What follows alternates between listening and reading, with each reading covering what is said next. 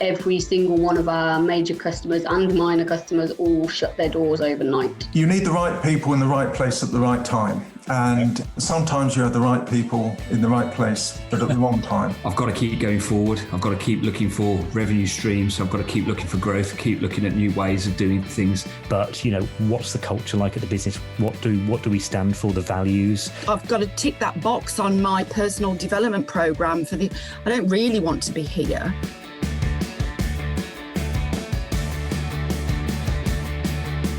Scaling up a business isn't easy. If it were, we wouldn't have less than 4% of businesses scaling beyond 10 employees or around £1 million turnover level, and less than 1% beyond 50 employees. But the contribution that we make as owner-managers to our economies is immense and should never be underestimated. Yet it can be a tough gig for all of us at times, and only other business owners truly understand the challenges that we face. And through ScaleUp Radio, we aim to help make things a little easier. We interview guests who have been where you are now and may have faced some of the challenges that you are facing. And they offer their thoughts and advice on what has worked for them, as well as what didn't. And we've also combined many of the lessons from these interviews and also through working with hundreds of owner managers over the last 10 years or so into a practical scale-up handbook that we've called the Entrepreneurial Scale-Up System, or ESUS. And it's for owner managers like you and me as we navigate our own scale-up journey. And you can order a copy through your favourite online book retailer or by going to all the W's, esusgroup.co.uk, www.esusgroup.co.uk. On this week's episode of ScaleUp Radio, I talk with George Blakeway, who is the founder and managing director of the Fruitful Group. And the Fruitful Group is a learning and development business which provides leadership and team performance advice and support for all sorts of businesses and helping them with their organisational culture. And they've worked with some very high-performing and high-profile teams. Over time, they've also licensed in and also created their own tools which other learning and development professionals can use in their own coaching and development businesses. And that's become another revenue stream for the business. And the Fruitful Group, which has now been in business for 20 years, is the result of a lifelong passion for George in training and development for managers and for business owners. And after turning down one of the biggest brands in the world, he decided that corporate life wasn't for him and he wanted to be his own boss and follow his dream. And so the Fruitful Group was born. And as always, there's lots of great subjects that we cover, including things like the importance of a good culture within the business without the boss trying to do everything themselves and driving that culture. We talk about the benefit of working with SMEs compared to working with corporates and how working with one can inform your approach to working with the other. And we also talk particularly about what makes a high-performing team and how can you move your company towards that goal of high performance. It's a fantastic discussion. Look forward to seeing what you think of it.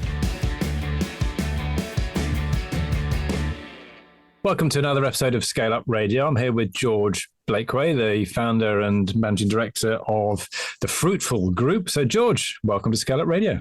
Thank you very much for having me, Kevin. Yeah, pleasure. So, the Fruitful Group, then, what's that all about? It's a learning and development business, primarily in two main parts. One is we provide leadership and team performance support for our clients, helping them develop their organizational culture and performance. And then the other half, actually, we've developed part of our business which provides learning and development tools for other learning professionals, either in corporates or they might be independent coaches, facilitators, who are also supporting clients. So we've got another revenue stream in that respect as well. Brilliant. So I'm certainly looking forward to delving into your expertise around people development and the leadership side of things. So that's going to be really good. So what kind of got you into the business in the first place? Well, it was really strange. At university many years ago, I wrote a dissertation, and it was called, I've still got it somewhere, Gathering Dust. And it's not very good, I don't think, but it was outdoor training, and it's used to develop managers and teams. I still remember writing it because it's always been an interest of mine, developing teams and managers and leadership. And in particular, this focus was outdoor training. So I've always had a passion for it.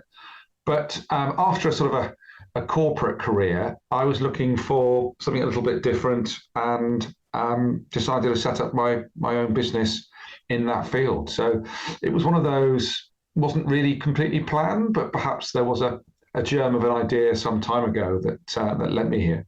So when did you set the business up? Set it up in 2002, actually. So we've had 20 years at it now. Very good. I was working, I'd been working in the oil industry. I'd been working in Coca-Cola for a while. So my sort of corporate career was ticking along very nicely. But I, like many people, got a little bit tired, got a little bit, right, I need something a little bit new. So I took a sabbatical, took a year off, and went traveling, actually. Went traveling around the world, got back, and the job offer was there from Coke. But it just something, I thought, you know what, I need to be my own boss, or I need to work for a much smaller business. So I think that was the moment where I realized that I needed to make a little bit of a change, and it was a good moment to do it, really. Quite a decision to make, turn down one of the biggest brands in the world. Well, yes. I mean, it's interesting, isn't it? Someone did say to me, it's just fizzy pop, George. And you know, it is a great brand. And someone else, in fact, the then CEO said, George, it's just 1% fizzy pop and 99% marketing, which I thought was very true as well. But sometimes we search for, you know, a little bit more satisfaction, autonomy, pride of running something and doing something for yourself or for those around you. And so there's lots of motivators, I think, that were at the right time. And at that point, I wasn't married, I didn't have children. So it was an easier transition, or at least the risk I felt was less, because I didn't have quite the dependence that I now have later in life. So looking back, was it a good decision to make? Undoubtedly, the fact that we're still here after 20 years, it's been a fascinating journey. But undoubtedly, I feel that this was something that fits very well with me, and I'm very, very proud where we've got to. So no, I have no regrets from making that decision years ago. Brilliant. So learning and development can cover quite a lot of things. So can you maybe give us a little bit of an idea of the sort of things that you're doing with clients, and maybe the kind of clients that you're doing them with? Yeah, because traditionally, I suppose you might think, you know, that sort of sat in a classroom doing some form of training, and whilst there is an element of that, sometimes there is a degree of that. A lot of it is actually coaching and facilitation, and unlocking the ability and the expertise of business leaders and teams and individuals.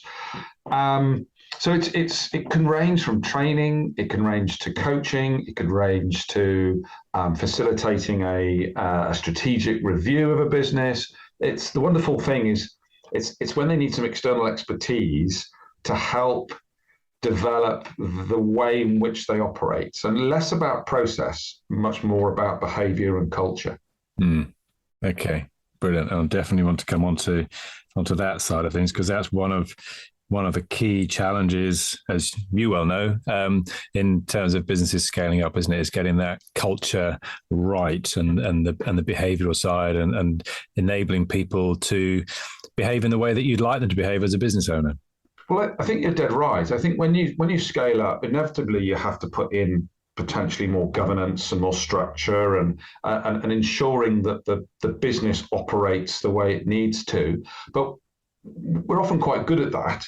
But where we sort of perhaps fall down on is that the boss is still trying to do it all themselves, or there isn't a clarity around how we do stuff around here. Because before, when there's only sort of 2-3 people, it's just, well, guess what? It's just the way we do stuff around here. Suddenly, when you start to have 10, 12, 20, then people kind of want to know, how do we do stuff around here? And you have to be a bit more explicit about what the culture is, and what's acceptable and what isn't acceptable, and what people want from each other. Absolutely. So Do you have a particular range of size of businesses that you find are your sweet spot, that you work with more than others? The vast majority of our clients are big corporates, right? And that's the best economic and commercial model for us, is to work with large corporates. We're very lucky. We work with Netflix, Sky, the NHS, the prison service, a real range of fantastic businesses, and that works for us very well. But I have to say, we also get a real buzz from working for some SMEs, because you tend to see the impact of your efforts much clearer. Yeah. And so whilst, our main focus is working with corporates, actually we do have a number of smaller businesses that we work with that can be incredibly fulfilling and satisfying. And of course, part of our business as well is supporting coaches and learning development professionals with certain tools and support that helps them to do their job. And in many cases, they're independent. They're an individual working for themselves, and so the support we provide there, we can really see the impact of that, because they almost sort of reach out to us because they need that level of support and feeling that they've got someone that they can turn to help them in their business. And I know from that you've got a number of strands to the business. You mentioned the commercial model. So how do the commercials work within the Fruitful Group? Yeah, so the kind of the original business is the learning and development business focused around coaching and training and facilitation of leadership and team development. And that still takes up probably a third of the revenue. But about 9 years ago now, we came across an opportunity to distribute a fantastic behavioral tool called Everything Disc. Mm-hmm. And we jumped on that. I suppose the closest way of describing it is almost a franchise model. It's a US-based business called Wiley that own it and distribute it, and we're one of the partners in Europe. We distribute worldwide, actually, but our main focus is UK and Europe, and that's been a really interesting addition, and it's probably been a catalyst for us scaling up, to use your language, for growing, because it's suddenly been something that we've been able to scale without the necessarily investment in headcount. Okay. The learning and development model, inevitably, if you want to run more coaching sessions or more training sessions, you need more people to do it. Yep. Now, we have a great internal team, and we also have a great associate team that allows us to do that. But scaling is harder. It's more intensive, and it's harder work. Whereas scaling the business, which is a little bit more about distribution, has been, I wouldn't say easier, because that makes it sound like it's been an easy process. It's been a lot of hard work, but it's been more effective in terms of scaling it. It's been, and I believe that's given you a degree of recurring revenue as well, hasn't it? The way that operates. Yeah, absolutely. And that was the key. Is in learning and development, you have to almost win new opportunities constantly. It's very, very, once someone's, invested their income or their budget into a leadership program, whilst there might be bits that you continue to do, you broadly kind of need to start again with a different client. Whereas the DISC business, and we've developed another product called Team Performance Scan, that's allowed us to distribute those products on a model that generates that revenue and allows us to scale up, because it is recurring. Once we've got those clients and we provide the support and the benefit, then they just continue to use them. Yeah, so that was a key turning point, or a milestone in your business end, was but 9 years ago, getting into DISC. Sounds like, and I know you've from what you just said as well, that you've developed Team Performance Scan, so you've then developed your own software. So we'll tease out some of those things. Let's go back to the beginning then, just for the moment, in terms of when you got started. You've now got some very well known clients. You mentioned Sky and Netflix and the prison service and people like that. When you started, how did you get into some of those clients, or how did you get going? Gosh, that's a good question. I'm just going to cast my mind back. I'd like to say some really clever marketing, but it wasn't. it was actually incredibly hard work in networking and connecting. So because I've had a reasonably punchy corporate career, I was reasonably well connected. And that was probably my starting point. Like anyone starting a business, you kind of reach out to that, I hate to use the expression, but the low-hanging fruit. And that's what we did. There was no doubt that making those connections were really important. And I'd be lying if I said that the first few years were easy, because, I'm glad I didn't have a big family to support, because it is tough. Yeah. But once you've got going, once you've got over that hurdle of just enough income to go, you know what, I can breathe now. I'm okay. I don't feel that tension. Provided you can do a good job, what we were finding was that we were being recommended. Okay. So we used up our initial contact base. And then, of course, 20 years ago as well, the social media wasn't as available to do that. So it was word of mouth. It was being recommended. It was working very hard on connecting to a wider audience. Very good. And in those early years, then, was that just you essentially on your own to start with? Yes, it was. I knew I wanted to be part of a team. Probably within 6 months of working on my own, I thought, I'm enjoying this, but I'm missing that kind of, when things go well, you want to share it with someone, and when things don't go so well, you want to share it with someone. And so I quite quickly built a team of associates around me, people that I knew and trusted, and they still work for us 20 years later. So that was something I did relatively quickly, but the benefit was, and one of my ambitions right at the outset was not to build a business that kept me awake at night. Right. Now we all know that there's challenges and times when you are kept awake at night. You can't avoid it. But by and large, I didn't want lots of debt. Yeah. And I didn't want a huge payroll where we felt in our industry, and gosh, in the last 2 or 3 years, that's been proved. But for some people claim they predicted it, but most of us didn't. Suddenly when you go into those tough times and you're carrying a large headcount in a very people-intensive business, it's challenging. And even to a certain extent in our business, August and December are always very, very quiet. And to carry a lot of headcount, even in those months, is difficult. So the associate model made sense commercially, but it also made a sense from my own set of, why am I doing this? And that's a bit of advice I think I'd give to anyone looking to scale up is ask yourself why. What's the driver? What is it because it's about income? Is it about actually it makes us more efficient if we can get a little bit larger? Is it about being able to step back a little bit? Because sometimes the larger you are, actually you can start employing people to do your job for you a little bit.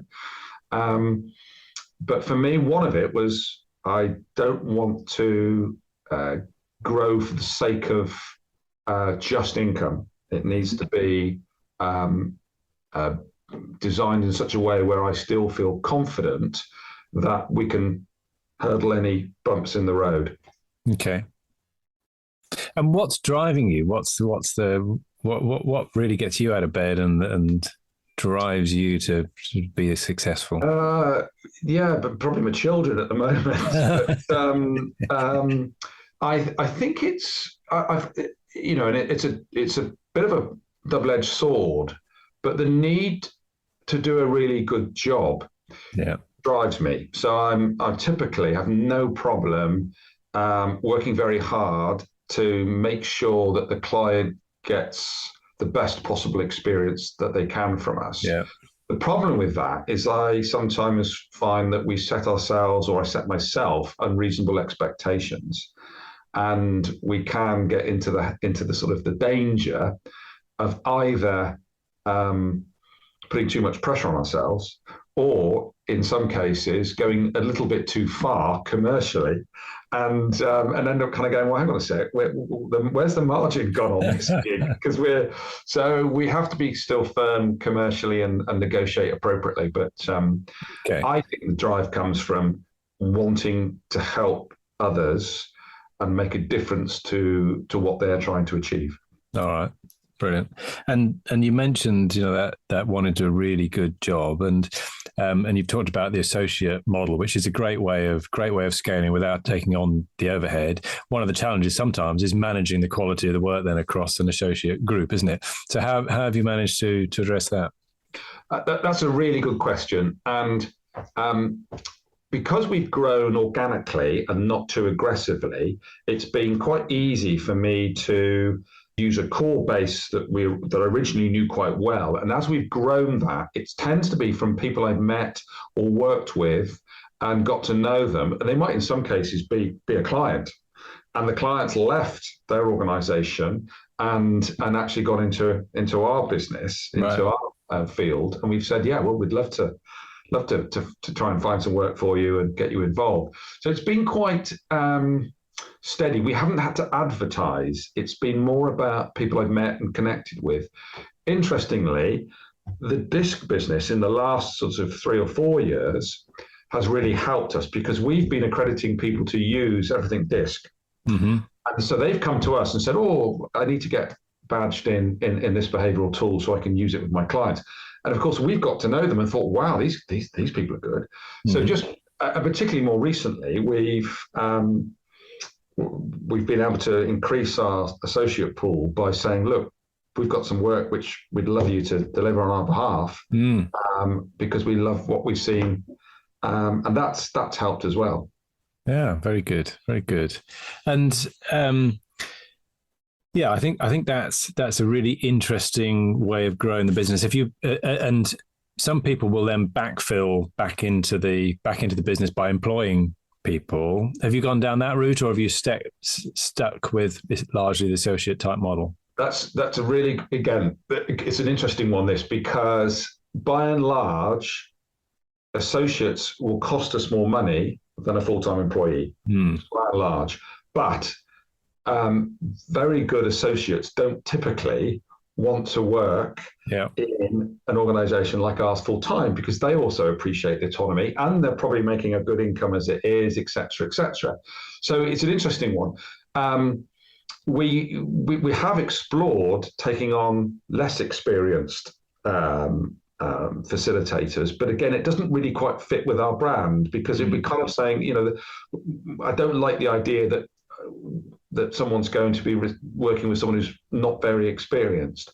So typically the full-time employees we have, and I use the word support staff very carefully because they're much more than support. They effectively run the operation. So they run the operation of full-time staff. The learning development team are, apart from Heidi and I, are all associates. Having said that, we have just employed someone who starts on November the 3rd, who is a very experienced learning and development professional, but we're bringing them in a senior role, paying them accordingly, and they're going to be responsible for not just facilitating and coaching, but actually helping us drive the business and run the business. So we're bringing someone in a sort of very key role to help us with our next stage of growth.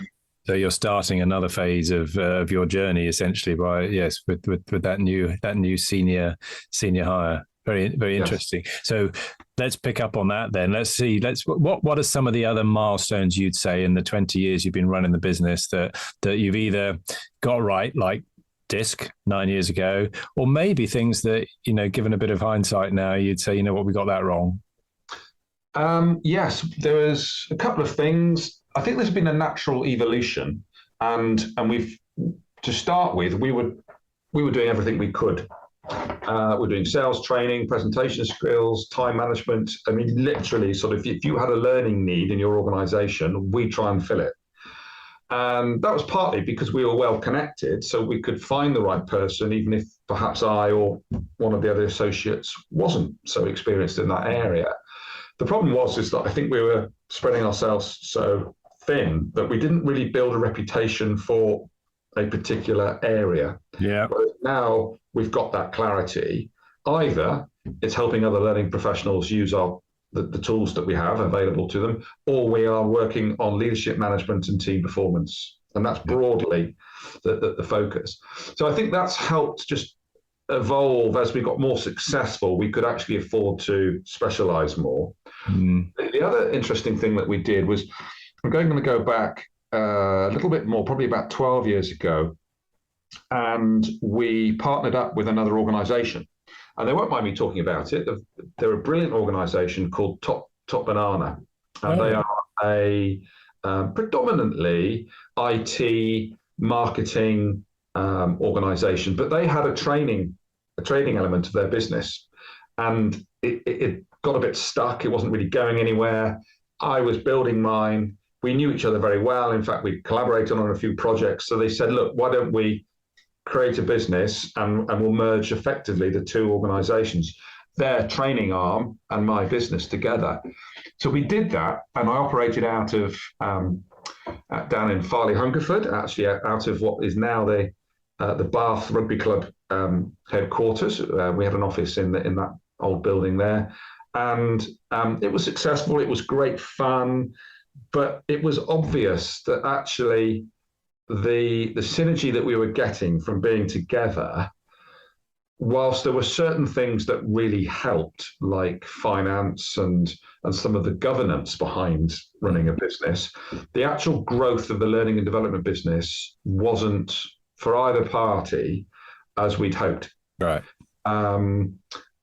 After about 4 years, 3-4 years, we had a very amicable conversation about whether we were progressing down the right road. And rather than just continue to plod along it, I think what we great opportunity is sort of honesty. We agreed that actually it wasn't the right thing to do, and I think they recognised that, and so did I. So we were able to disengage the business without any issues or any difficulty. And it was interesting. It taught me that whatever decisions we make when we grow a business, or we have to also be prepared to go at some point, you know what, this isn't working. We need to change this. My challenge is knowing the difference between perseverance and no, we need to do something different here. And if only we knew, what's that saying about the courage to do it, but the wisdom to know?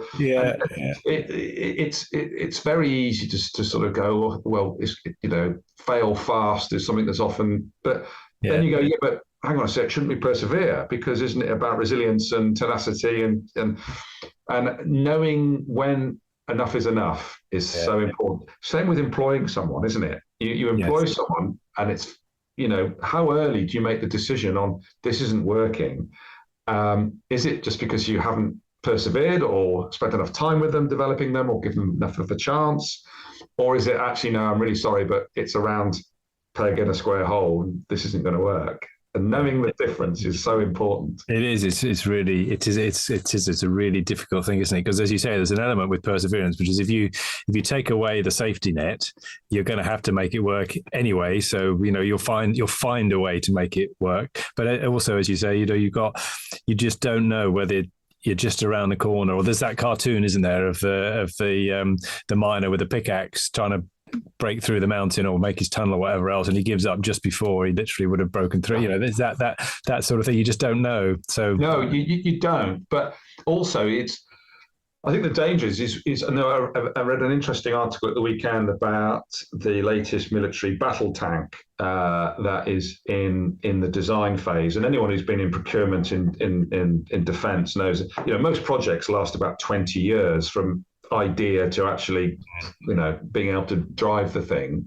And that's an incredibly long period of time because it's kind of almost potentially out of date by the time you've got to the. But they've tried to shorten that as much as they can. And the problem is they've got a battle tank that has cost so far $4 billion out of a projected budget of 5.9, and it's not working. It's just not fit for purpose. Yeah. But of course, they've spent $4 billion. So do they pull the plug and waste $4 billion? But the fact is they're kind of thinking, we've spent this much, we might as well carry on. And that's still another $1.9 billion they could possibly waste. That's the sunk cost mentality, isn't it? Which actually is irrelevant. really, but it's not on the way you think. That technology thing, absolutely. I remember being in the RAF, and I think it was at Bryce Norton. There was a hangar full of 15 Tornadoes that had just come off the production line, and they were in for modifications because essentially some of the tech was about 15 years old that had been built into it that they had to. Well, it was great because I spent some time in the army when I left school, and you'd often get kit delivered, and it's we were just about to go to the desert, and it was all green, and you go, oh, hang on, this is the wrong kit. And then just when they've actually got you the sort of the light brown stuff, then you're off somewhere else, and it's like, oh, come on, guys, just try and keep up. Yeah. All right. Good. So really interesting. So yeah, you managed to work your way amicably out of that arrangement then. So very good. Any other milestones with looking back? No, I think the main one was this additional revenue stream, which and the story about discovering it was very strange because I'd gone to an exhibition, and one of our clients, Wiley, was exhibiting at, it was a learning and development exhibition, and they were exhibiting there. I was thinking, that's strange because Wiley were a publisher, so perhaps they're publishing some books, particularly around learning and development. And I went to the stand, and they were looking for a learning development partner to distribute these tools in the UK. And if it wasn't for that moment, who's to know whether we would have ended up there? So was it luck? Was it the fact that I made the effort to go to an exhibition with an open mind? And so all these little moments of being a boss, I think it's so important to keep your head up and keep looking around you and keep exploring. If you're constantly looking inside your business and trying to correct everything that isn't being done exactly the way you want it to be done, or you're walking around metaphorically playing with the machines, physically playing with the machines in some cases, there's a danger that you're possibly not doing that bit of your role, which I would call the leadership role, which is looking up and looking out and looking beyond. And I think that's so important. I think that's really, really key. And it goes as well with what you said earlier about in the early days, not being completely clear about what it is you stood for and spreading yourself a little bit thin. Once you've then focused and this is what we're about, I believe that when you then you're more likely to spot opportunities that fit in with that, because you'll be on the lookout. You'll be thinking, how do we be even better at this? And when you spot something, you'll instantly be able to go, that fits in perfectly. There's a gap we've got that slots into it brilliantly. Whereas if you're doing so many things, it's much harder to know which ones are the ones that really you should be going for. I agree. And someone told me a wonderful story that the danger we have as bosses sometimes is that we come up with the latest idea, we come up with another initiative, and this happens in corporate life massively.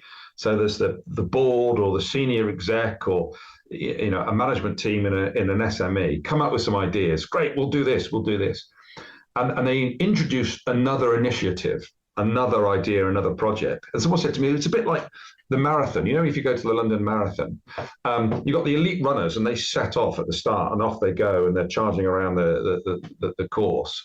And right at the back is the guy dressed in the banana suit and the armadillo and stuff. And the elite runners are running down the mile to finish by the time the bananas are still trotting around Greenwich, like 3 miles in.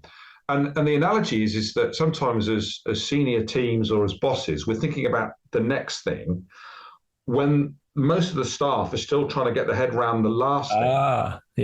And they're not ready yet. They haven't even started the race really, but we're already talking about the next race. And that's the danger. I think we just need to not throw too much at our people when they're still trying to get their head round the last thing we asked them to do differently. Very interesting. I think they got to be careful, mindful of that. So let's dig into that a little bit more now. Obviously, with your expertise, you're working with teams and high performance teams trying to get the most out of teams all the time. So what are some of the big challenges that you're seeing that hold teams back?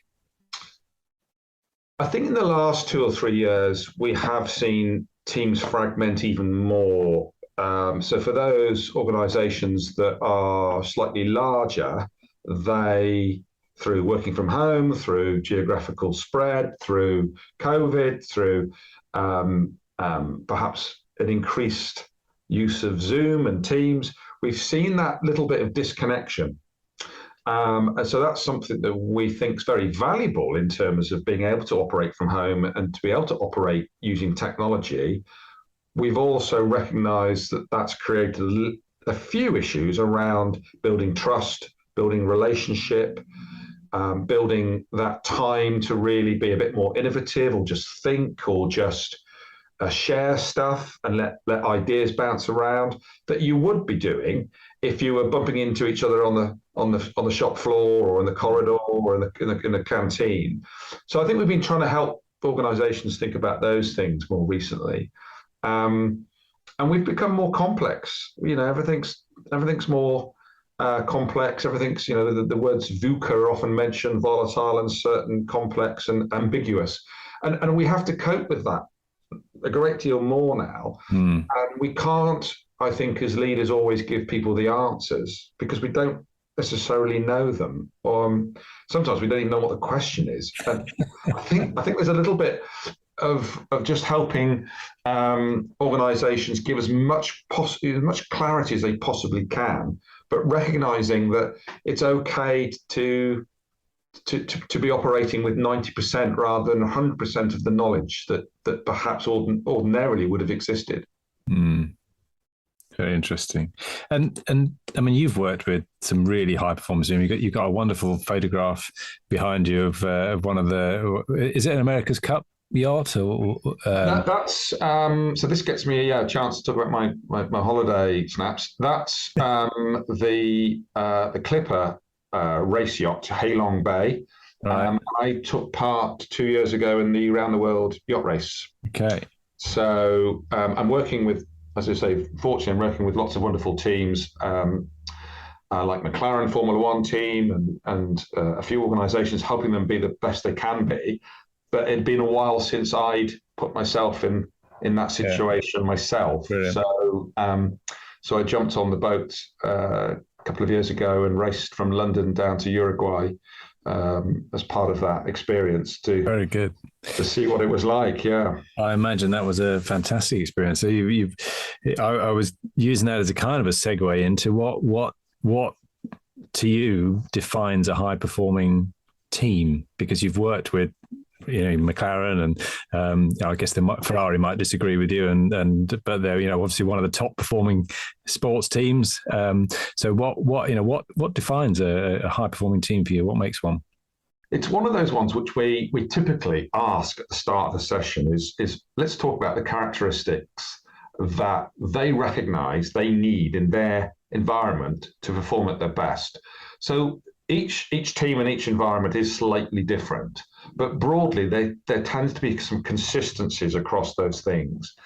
And the research we did and the conversations we had actually led to us building this tool called Team Performance Scan, which takes 10 themes. So we identified 10 themes that we felt had to be present in a team for it to perform very well. And they ranged from things that were a bit more process oriented. So like thinking about plans, execution, systems, clarity, and things like that. But also the behavioral side to it. So much more around thinking about areas such as trust, communication, respect, openness, conflict. Conflict is one for us because we like the idea of cognitive diversity. And what I mean by that is people disagreeing because they see it differently. Yeah. And they might approach solving a problem from a different perspective, or they might have a different view of it. And actually, if you can get teams in a space of trust and in a space of actually having the interests of everyone and the team at the forefront rather than one's individual interests. If you can get to that point, it's great because you can have some real debate and some real disagreement, but in a really positive sense. And that tends to lead to better decisions because you've debated it, but it also tends to lead to people that are on the bus because they've kind of felt part of the process. So those are some of the things that we really try and help teams do. A lot of it boils down to trust. A lot of it boils down to, do I feel that I can trust you, not just to do what I ask you to do, but that I can be honest and open with you without fear of repercussion. Yeah, and Google defines it psychological safety, and it's that sort of thing, isn't it?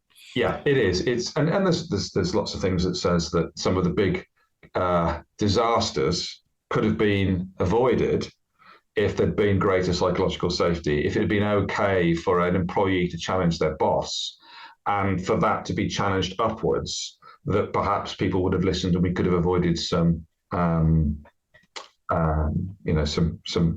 unfortunate situations. So how do we, if we're running a business and we're not sure that we've got that within our teams, what's one or two things maybe we could do? Where do we start to try and improve that? I think I'd always start with, and I sometimes do this at the start of a meeting with a team, is I ask people to write down what the collective purpose is of the group in the room. So what joins them all together? What's the sort of the glue? And for some people, they write down the sort of mission statement of the organisation, which is fine, but that's not necessarily what really connects that group of people together. So I would be making sure that people understand the goal of the organisation. What are we all here to do? And then that often leads down into, so we've got that clarity of vision. What does that mean that I do? What's my role in contributing to that? And once we kind of go, why am I here? What does that mean to me? Then we start to get a bit more buy-in and a bit more sort of connection. So a lot of the work we'll do is about not just the behaviour, but making sure people have got clarity behind why they're there and what they need to do to contribute to that why. Brilliant, good. So that led you into all of that work with DISC and the work you're doing, because led you into then developing team performance scan. So that's a piece of software that you've conceived and had developed and written for yourself. I imagine that took a fair bit of investment. How did you go about funding that? It did, and it was probably the bravest thing we've done, is to be honest, because everything else we've done has been quite organic and quite measured. This did take some investment, not just in terms of the software cost of developing the app, but the time. And I think we had to factor that in as well. So, but it was something that we felt that it gives us the opportunity of another revenue stream, but it also gave us the credibility that we have something that was invented here. Yeah. And we felt there was a gap. There was a noticeable gap in the market for a product that was affordable, but collected data that was really useful to help coach leaders and teams to be better. And yeah, it was. I remember sort of talking through the rest of the team about what I wanted to spend. And whilst I might be the managing director, I wouldn't have done it unless I felt the team was behind this. And there was a little bit of, because there's psychological safety, there was some challenge. There was some, well, hang on a sec. Can we afford it? What does it do? How is it going to work? How long is it going to take to get a return? The more we debated it, the more we felt that this was something that, whilst isn't going to happen quickly, is going to grow and be a wonderful addition to the portfolio of products that we can offer our learning and development professionals and coaches. Brilliant. And for anybody else thinking of developing their own software, what advice with hindsight might you give them? Well, we were very lucky. We found a really good developer. And I have to say that was crucial. Right. So, and it was, you know what? I asked around, and someone recommended someone, and I met them up with them for a lunch and a chat, and just connected. There was a proper kind of feeling of trust and feeling that, we weren't going to be working with someone that we didn't feel confident with. And that's really made all the difference. Having a very good software developer that was flexible, that challenged us. There were times when he said, I'm not sure this is the right route. And that gave us the opportunity to stop and revisit it. There's people out there that are much more experienced than me in terms of the software area and developing apps. There goes the dog again, excuse me. That's been part of that kind of journey. But for us, it's been a very good experience. Very good. All right. So one or two questions just to wrap up. You've just taken on the senior person for your next stage in your development with the business. So if I'm fortunate enough to have you on as a guest in 5 years' time, George, what would count as success for you over those 5 years? Oh, well, that's quite easy to answer. Semi-retired. Okay. Well, and that doesn't sound ambitious, does it? But it's interesting.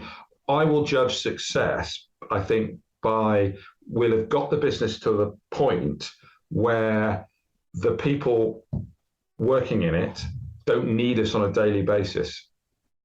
And so we're at the sufficient scale and the operation is sufficiently robust that I can pursue a few other interests as well as run the business. So that's kind of a very, very personal place. For the business in 5 years' time, I think it's continuing to develop a solution that you could continue to operate without investing huge amounts in either personnel or borrowing money.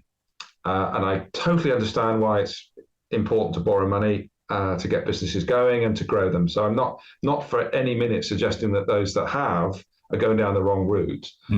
But as I'm approaching my semi-retirement, I don't want to have those sleepless nights that I spoke about at the start.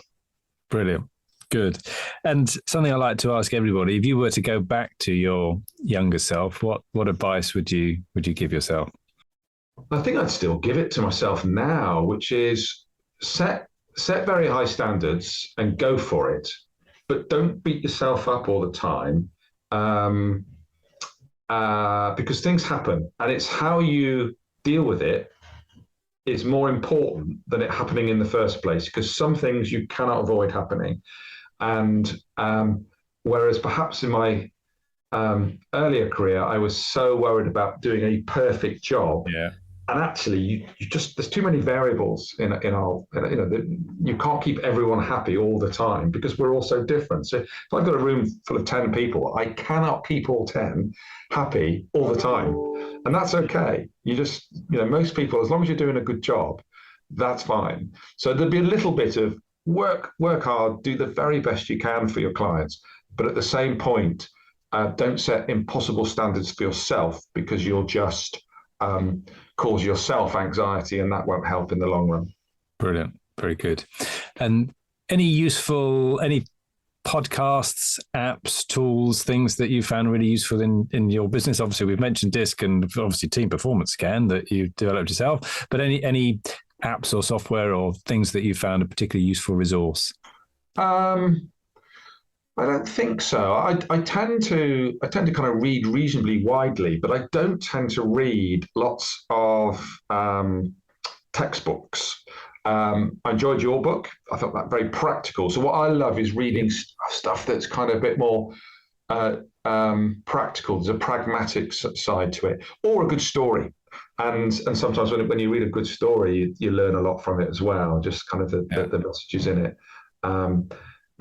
So that would be, I think, probably keep your eyes and ears open all the time and talk to people just as we are. I think there's so much that you can learn from other people, whether it's their successes or whether they've had a failure that they've learned from, and that's all life is, isn't it?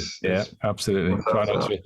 Try not to repeat everybody else's mistakes if you can, or certainly repeat your own mistakes more than once. Yeah. Good. So it's been wonderful talking with you, George, and really appreciate your time and your insights. If people would like to get hold of you, the Fruitful Group, or find out more about Team Performance Scan, for example, what's the best way for them to do that? Probably the easiest way is to jump onto the website www.thefruitfulgroup.com, and then there'll be a couple of websites there that you can be directed to depending on what sort of support or interest you've got. We'd be delighted to have conversations with people. Fantastic. George, thank you very much for being my guest today. Pleasure, Kevin. Don't forget to take a look at www.bizsmarts.co.uk to access a great range of resources to help you in your scale-up journey. So that's bizsmarts.co.uk, which is bizsmarts.co.uk.